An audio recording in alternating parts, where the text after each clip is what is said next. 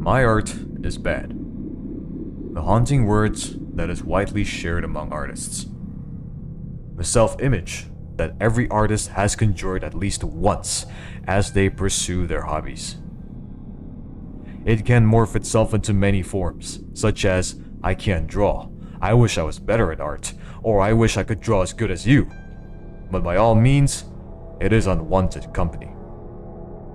To a certain degree, it may leave its victims drowning, eventually disabling them from pursuing what they've dreamed to become. I live to tell the tale of the shape-shifting monster, in hopes of warning anyone out there about its capabilities and how to counter it.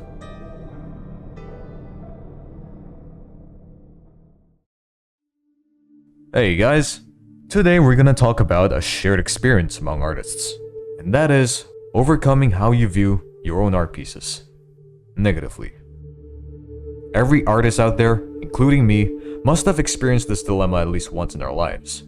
Some have successfully hauled themselves out of this quagmire, while others are still bogged down. And this video is for those people. Now, this video may or may not be significant. It may mean nothing in the grand scheme of the art community. But one thing's for sure, I made this in hopes of inspiring others around me. Moreover, everything I say in this video is based on my experience. So without further ado, let us dive in. Firstly, let's try to break down the sentence. Now, there are a lot of definitions of bad. In this context, it varies between people. Question is, what made them say it, and why? In their perspective, what is the meaning of bad? This would lead to the yin and yang concept. If there is the bad, there must also be the good. Now, I myself have gone through this dilemma a few times, and in my experience, this idea of good has something to do with other more successful artists. They were the ones who inspired me in the first place. I believe everyone shares the same experience. This boils down to one moral. Don't compare yourself to others. Now, this is important, especially if you have recently started practicing. But sometimes it does also apply to even the most experienced artists. It may be a harsh reality if you think about it, but everyone has to start somewhere. It's only the matter of enjoying the process.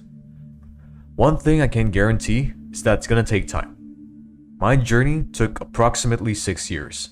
I learned, I developed. But what matters to me most is that I made a lot of friends along the way. You see, we artists are like off-roaders. 4x4s, 6x6s, 8x8s, 10x10s, all built with varying capabilities.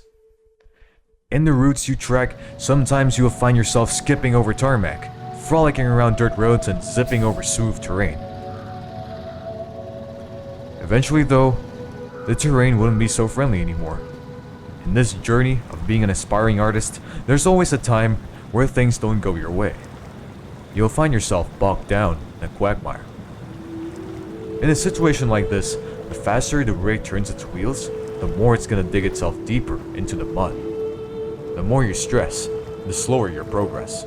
The more you tell yourself, I can't draw, my art is bad, he draws better than me, she draws better than me, I can't draw, I can't draw, I can't draw. Given enough time, the rig would eventually overheat. In this case, burnout. It would take a long time to heal from such damage. Now, what if the rig is abandoned? What if you give up? Well, eventually, it will begin to rust. Over time, bit by bit, it would lose its capabilities, until it is unable to start its engine anymore. Restoring an abandoned rig takes time and effort. Recovering your skills to draw like you used to isn't gonna be easy. And I frankly have only just learned that very recently from when I started drawing full body references for all 5 of my characters that will be featured in this year's art fight. It gets difficult on the limbs. The limbs were, and probably still is, my kryptonite.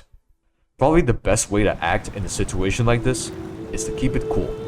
Twist your mindset. Instead of destructively criticizing yourself, mindfully identify what needs improvement. Instead of telling yourself that you can't draw, tell yourself that you can do better next time. Do you feel the difference? do not put too much stress on your engine. A rig has a better chance of crawling out of the mud using low gear, where its wheels would turn slower, therefore gaining more traction. A swamp won't go on forever. Eventually, you'll find yourself on solid ground again. If all fails, you could always ask for a winch. Artists, regardless of which side of the media they're on, form a huge community. And in my experience, the art community is full of very supportive people. They're keen to give others a winch.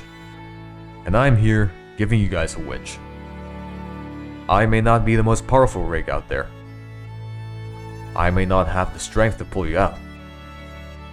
I may not have the charisma to uplift your spirits, but I figured it's nice that at least I try to do something for those who need help. Now before we end this video, I'm going to show you these two drawings. Now the drawing on the left is my very first drawing of a rainwing. Just a quick note, the character does not belong to me. You can really see the difference, the improvement between the two of these art pieces. If you can see yourself in this, just remember, don't give up. As a matter of fact, you are improving as you go. You will see what I mean when you compare yourself to what you were in the past.